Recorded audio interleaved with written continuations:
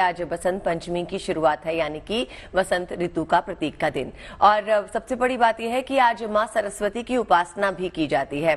तो पहले बताइए कि ये शुभ संयोग जो बनता है, इससे जो भक्तजन है उन्हें क्या लाभ मिलता है? आज किस तरह से पूजा अर्चना करनी चाहिए कि भक्तों को जो है पूर्ण सौभाग्य प्राप्त हो? जी, सबसे पहले जेएनटी के दर्शकों को नमस्कार, आचार्य जी को प्रणाम और आप सबको भी जय प्रणाम। राधे राधे जी। और आज का दिन कहते हैं कि हमारे शास्त्रों में ऋग्वेद के अंदर आया है, प्राणो देवी सरस्वती वाचेंद्र भीर्व जवनति धीनाम मणित्रयवतु।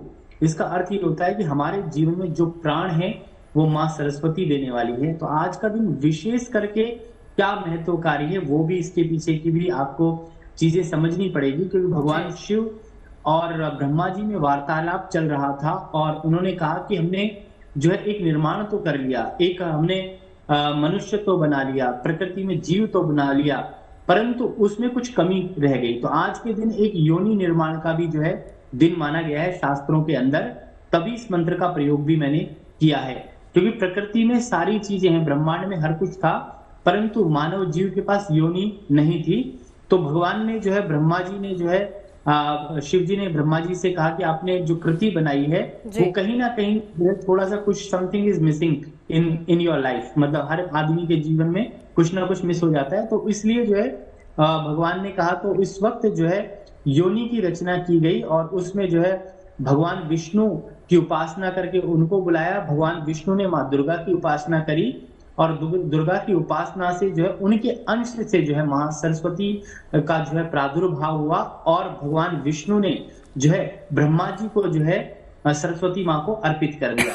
तो तभी इनका जो है कहा भी जाता है, या कुंदेशु तुषार ध्वला। कुंदेन्दु तुषार ध्वला का अर्थ है कि मां का जो स्वरूप है वो शांत चित्त रहने वाला है।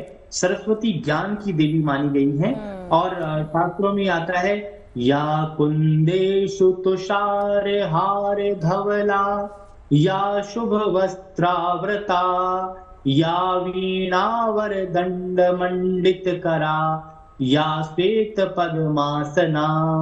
तो माँ का जो पूरा स्वरूप है वो श्वेत वर्ण का है।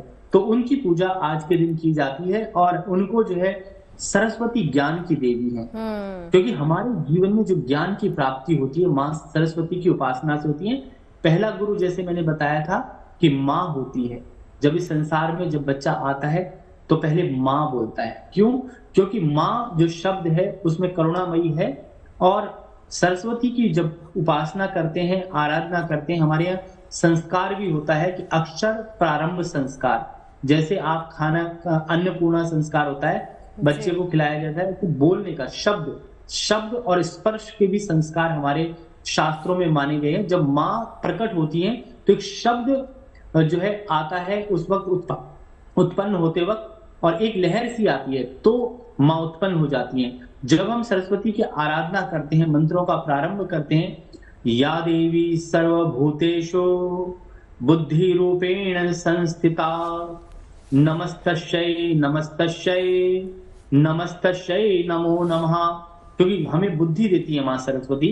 और सरस्वती माँ को जो है वागेश्वरी, भगवती, शारदा, वीणाधारणी, वागेश्वरी, बुद्धि प्रदाता, जो हमारी बुद्धि को प्रदाता देने वाली है, ज्ञान देने वाली है। तो आज का जो स्वरूप है माँ का, पूरा ब्रह्मांड जो है आज के दिन, इस बसंत पंचमी के दिन जो है सब पूजा जो कर रहे हैं माँ की कर रहे हैं। कला और विद्या को समर्पित है संजय जी आज का दिन, जैसे आप बता रहे हैं।